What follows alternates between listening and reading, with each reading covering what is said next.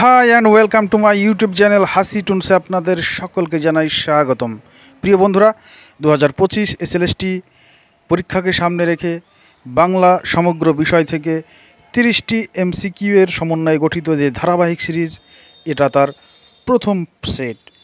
এর আগে অবশ্যই 5টি সেট আপলোড দিয়ে দিয়েছি, যদিও এই সেটটা প্রথমেই দেওয়ার দরকার ছিল, কিন্তু এটা 6 নম্বরে দিচ্ছি। তো বন্ধুরা, আজকের 30টি প্রশ্নের প্রথম প্রশ্ন হচ্ছে, শঙ্কুর ডায়েরি রং যেভাবে পরিবর্তন হয়েছিল। এখানে সঠিক উত্তর হবে অপশন সি, সঠিক উত্তর সবুজ, লাল, নীল, হলুদ। বন্ধুরা, এখানে একটি মিস্টেক আছে, এখানে কালির রং হবে, এখানে ডায়েরির রং না। ডায়েরিতে যে লেখা ছিল সেই কালির রংটি পরিবর্তন হয়েছিল ধাপে ধাপে। প্রথমে সবুজ, তারপর লাল, তারপর নীল, তারপর হলুদ। সংক্ষেপে এটাকে যদি আপনি মনে রাখতে চান তাহলে এভাবে হবে: দন্তের স মানে সবুজ, লাল মানে লা, নীল মানে দন্তের নি এবং হ। সুতরাং এটা হবে সলানি, সলানি। এটা মনে রাখবেন, তাহলেই হয়ে গেল। এরপরের প্রশ্ন বন্ধুরা, তার আগে ছোট্ট একটি রিকোয়েস্ট, চ্যানেলে যদি প্রথম হয়ে থাকেন তবে অবশ্যই চ্যানেলটি সাবস্ক্রাইব করবেন, আর যদি ভালো লাগে তবে অবশ্যই একটি লাইক দেবেন, আর ভালো না লাগলে দেখতে থাকুন, ভালোবাসা ভালো লাগা হয়ে যাবে আশা করছি। তো এরপরে 2 নম্বর প্রশ্ন বন্ধুরা, আমরা চলে যাব। জুপিটার সুইমিং ক্লাবের নতুন প্রেসিডেন্ট কে হয়েছিলেন? এখানে সঠিক উত্তর হয়ে যাবে অপশন ডি, বিনোদ ভর। এর পরের প্রশ্ন, চর্যাপদের আদি কবি কে? চর্যাপদের আদি কবি হবে এখানে সঠিক উত্তর লুইপা, অপশন বি সঠিক উত্তর। এর পরের প্রশ্ন, মাস্টারমশাই একজন আসল কবি, এই কথাটির বক্তা কে? এই কথাটির বক্তা হচ্ছে সতু। বন্ধুরা, এই গল্পটি নেওয়া হয়েছে শাবলতলার মাঠ থেকে। এর পরের প্রশ্ন, অসুখী একজন কবিতাটি তর্জমা করেছেন কে? বন্ধুরা এই প্রশ্নটা হোমওয়ার্ক থাকলো তোমাদের জন্য, কমেন্টে তোমরা জানাবে। এর পরের প্রশ্ন, নিচের কোন তথ্যটি সত্য নয়? নিচের কোন তথ্যটি সত্য নয়? এখানে 4টি তথ্য দেওয়া আছে, তার মধ্যে 3টি সঠিক এবং 1টি মিথ্যা। আমি সরাসরি যেটা সঠিক উত্তর সেটাই বলে দিচ্ছি বন্ধুরা, কারণ সময় সাপেক্ষ ব্যাপার, সমস্ত অপশানগুলি পড়লে কিন্তু তোমরা সমস্ত অপশানগুলি মিলিয়ে নেবে। এখানে সঠিক উত্তর হয়ে যাবে অপশন সি সঠিক উত্তর, কারণ বলা হচ্ছে যে রবীন্দ্রনাথ ইনকিলাব ও শহীদ শব্দ বাংলাতে ঢুকিয়েছে। এটা উত্তরটা হতো কাজী নজরুল ইসলাম, কিন্তু এখানে লেখা আছে রবীন্দ্রনাথ ঠাকুর। বাদবাকি যে অপশানগুলো রয়েছে সেগুলো সবই সত্য। এর পরের প্রশ্ন, 7 নম্বর প্রশ্ন, সায়াহ্ন সমীরণের দীর্ঘশ্বাস কোন বৈষ্ণব পদকর্তার পদ সম্পর্কে বঙ্কিমচন্দ্র চট্টোপাধ্যায় এই কথা বলেছেন? এখানে সঠিক উত্তর হয়ে যাবে অপশন এ, চণ্ডীদাস। এর পরের প্রশ্ন, কোন পদকর্তা নিজেকে খেলন কবি হিসেবে পরিচয় দিয়েছেন? সঠিক উত্তর হয়ে যাবে মৈথিলী কোকিল, অভিনব জয়দেব, বিদ্যাপতি। তার কীর্তলতা, তার যে লেখা একটি বই কীর্তিলতা, সেখানে তিনি নিজেকে খেলন কবি হিসেবে পরিচয় দিয়েছেন। বন্ধুরা, এর পরে প্রশ্ন 9 নম্বর প্রশ্ন, বাংলা সাহিত্যের প্রথম জীবনী গ্রন্থ কোনটি? এখানে হয়ে যাবে চৈতন্য ভাগবত, বৃন্দাবন দাসের চৈতন্য ভাগবত। এর পরে প্রশ্ন 10 নম্বর প্রশ্ন, বাংলা সাহিত্যের প্রথম মৌলিক নাটক কোনটি? বন্ধুরা, এখানে সঠিক উত্তর হয়ে যাবে অপশন সি, ভদ্রার্জুন। তারাচরণ শিকদারের রচিত ভদ্রার্জুন নাটকটি বাংলার প্রথম মৌলিক নাটক। এর আগে নাটক হয়েছে, কিন্তু সেগুলি সব অনুবাদ, কিন্তু মৌলিক নয়। এরপরের প্রশ্ন 11 নম্বর প্রশ্ন, শক্তি চট্টোপাধ্যায় প্রথম যে জম কবিতাটা তার, সেটি কোন পত্রিকায় প্রকাশিত হয়েছিল? এখানে সঠিক উত্তর হয়ে যাবে অপশন ডি, কবিতা পত্রিকায়। এরপরে প্রশ্ন, প্রেমচাঁদ অনুবাদ অনুষঙ্গ থেকে নেওয়া ভারতীয় সাহিত্যের। তো প্রেমচাঁদের হিন্দি ভাষায় রচিত প্রথম উপন্যাসটি কি?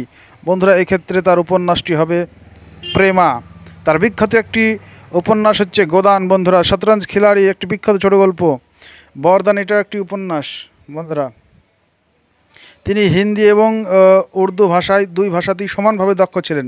তার হিন্দি ভাষায় লেখা প্রথম উপন্যাস হলো প্রেমা, কিন্তু উর্দু ভাষায় লেখা অন্য একটি রয়েছে।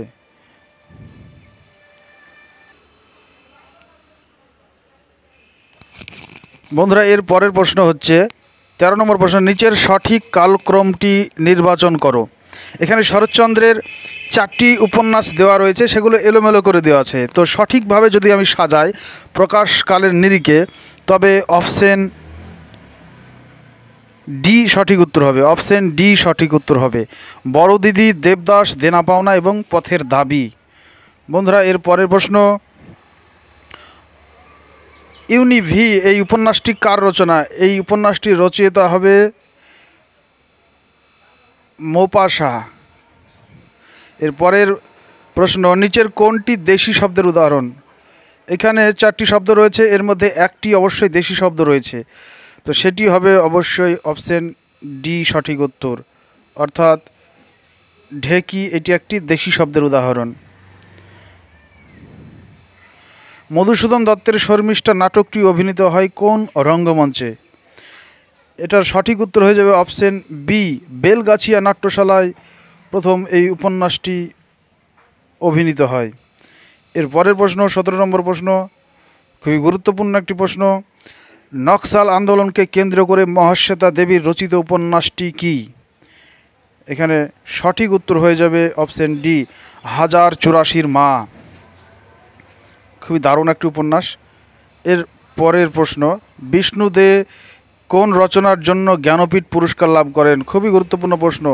এখানে সঠিক উত্তর হয়ে যাবে স্মৃতি সত্তা ভবিষ্যৎ, অপশন বি সঠিক উত্তর। এরপরে প্রশ্ন, যতীন্দ্রনাথের কাব্য প্রকাশকালের নিরিখে সঠিক কালক্রমটি হলো কোনগুলি?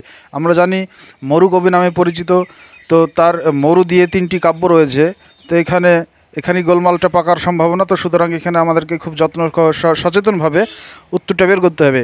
এখানে সঠিক উত্তর হবে অপশন সি, মরীচিকা, মরুশিখা, মরুমায়া এবং সায়ম। এর পরের প্রশ্ন 20, নিচের কোনটি নিত্য সমাসের উদাহরণ? এটি অবশ্যই হয়ে যাবে দ্বীপান্তর। এর পরের প্রশ্ন 21 নম্বর, নিচের কোন বক্তব্যটি সত্য নয়? এখানে সঠিক উত্তর হয়ে যাবে অপশন সি, কারণ উপসর্গ শব্দের শেষে বসে না, শব্দের আগে বসে। বাদবাকি যে 3টি রয়েছে সবই সঠিক। এর পরের প্রশ্ন, নিচের কোনটি শতনাসিকী ভবনের উদাহরণ? এখানে সঠিক উত্তর হয়ে যাবে কাচ। বন্ধুরা, শতনাসিকী ভবন কাকে বলে? যেখানে কোনো আনুনাসিক কোনো ধ্বনি লুপ্ত না হয়েই বা তারপরে যে শব্দটা আপনা আপনি আনুনাসিক হয়ে যায়, সেটা কি শতনাসিকী ভবন বলে। তো এক্ষেত্রে কাচের কোনো আনুনাসিক বর্ণ নাই, কিন্তু এখানে কাচে সেটা আনুনাসিক হয়ে যাচ্ছে, সুতরাং এটাই শতনাসিকী ভবনের উদাহরণ। এর পরের প্রশ্ন, কোনি যার পরিবর্তে চিপকে সাঁতার প্রতিযোগিতায় অংশগ্রহণ করেছিল? আমরা জানি কোনি উপন্যাসে কোনিকে সাঁতার প্রতিযোগিতায় চিপকে হিয়া অমিয়া বেলাদের সাথে গেলেও তাকে কিন্তু কম্পিটিশনে নামতে দেওয়া হয়েছিল না, বসিয়ে রাখা হয়েছিল। কিন্তু একটা সময় যখন অমিয়ার পেটে ক্রাম ধরে, তখন কোনিকে বাধ্য হয়েই নামানো হয়েছিল। তো এক্ষেত্রে সঠিক হয়ে যাবে অপশন এ, অমিয়ার পরিবর্তে নামানো হয়েছিল।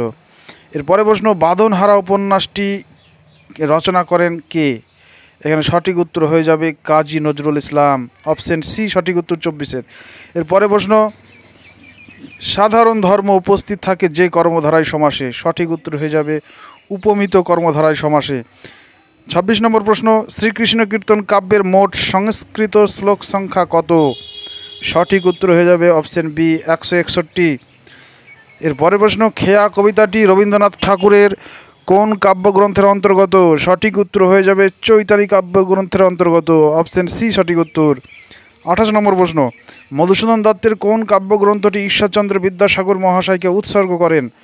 অপশন বি সঠিক উত্তর, বীরাঙ্গনা কাব্যটি। এরপরে প্রশ্ন, শেক্সপিয়ারের রোমিও অ্যান্ড জুলিয়েট এর বাংলা অনুবাদ চারুমুখ চিত্তহারা নামে কে অনুবাদ করেন? সঠিক উত্তর হয়ে যাবে হরচন্দ্র ঘোষ, অপশন এ সঠিক উত্তর। এবং আজকের সেটের শেষ প্রশ্ন, সেটি হচ্ছে দ্য ওয়েস্টল্যান্ড কাব্যগ্রন্থটি কার রচনা? এখানে সঠিক উত্তর হয়ে যাবে টি.এস. এলিয়ট, অপশন ডি সঠিক উত্তর। বন্ধুরা, তোমরা এখানে 30-এর মধ্যে কত পেলে সেটা জানাবে। আর এখান থেকেই বোঝা যাবে যে কতটা তুমি এগিয়ে রয়েছো প্রস্তুতির দিক থেকে। তো সকলেরই প্রস্তুতি আরও ভালো এবং সুন্দর এই কামনা করে আজকের মতো এখানেই বিদায় নিচ্ছি। Tata, bye bye.